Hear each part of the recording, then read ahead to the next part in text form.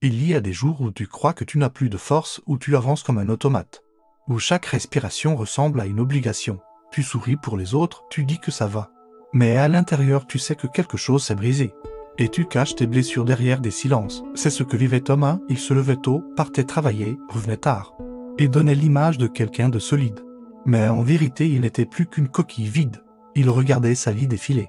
Et il se disait souvent qu'il avait raté le train, que ses rêves étaient trop loin derrière lui. Un soir, il s'est arrêté dans un café en rentrant, simplement pour retarder le moment de rentrer dans son appartement vide. À côté de lui, une femme âgée dessinait dans un carnet. Elle traçait des lignes avec lenteur et précision.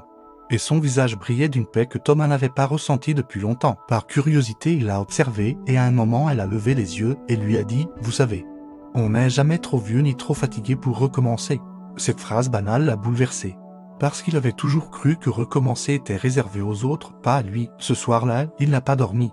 Il a repensé à l'enfant qu'il avait été, celui qui voulait écrire, voyager, apprendre mille choses. Où était-il passé? Qu'est-ce qu'il avait éteint? En vérité, rien ni personne, juste lui-même qui avait cessé d'y croire. Alors il a pris une décision. Pas une révolution spectaculaire, mais une décision simple. Il ne voulait plus s'abandonner. Le lendemain, il s'est acheté un petit carnet. Et il a écrit une phrase « Aujourd'hui, je choisis de me relever ». Chaque jour, il ajoutait une ligne, parfois une phrase courte, parfois une page entière, peu importe. Mais chaque mot était un pas pour retrouver qui il était. Petit à petit, il a changé de petites choses. Il a pris le temps de marcher au lieu de courir. Il a recommencé à lire. Il a repris contact avec des amis qu'il avait laissés derrière. Rien de magique, rien de spectaculaire, mais quelque chose de vrai. Bien sûr, il y a eu des jours sombres, des rechutes, des moments où il avait envie d'abandonner. Mais à chaque fois, il repensait à cette vieille femme et à sa phrase. Et il se répétait que recommencer n'était pas un privilège. C'était un choix.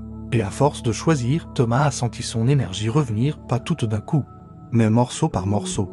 Un matin, en ouvrant son carnet, il a relu les premières lignes qu'il avait écrites et il a souri. Il n'avait pas encore accompli tout ce qu'il voulait, mais il avait déjà gagné quelque chose de précieux, la certitude qu'il pouvait se relever.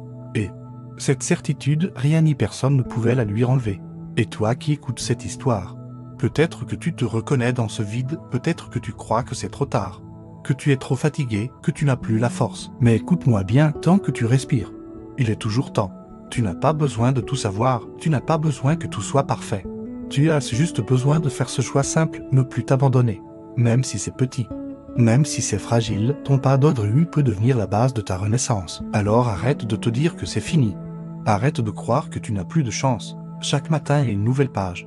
Et tu tiens le stylo, tu peux écrire une histoire différente.